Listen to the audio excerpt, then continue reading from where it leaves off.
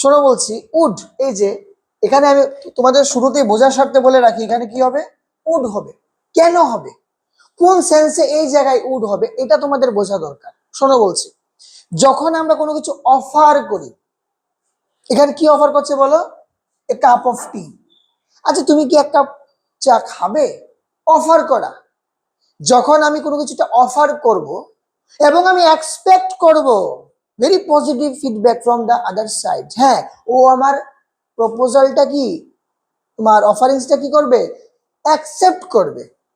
ওই সময় ওই সেন্সে মডেল ভার্ব হিসেবে আমরা উডটাকে চুজ করে নেব। Would you like a cup of টি?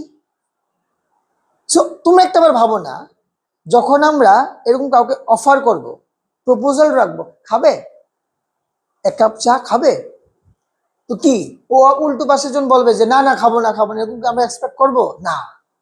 আমরা কি এক্সপেক্ট করবো বলো? খাবো বলবে, ইয়েস, পজিটিভলি এটা নেবে। উই সেন্সে আমরা যদি অপশন থাকে কুড অথবা উড, কোনটা হবে? উড। মনে রেখে দিও। Next, dash you pass this book to me please.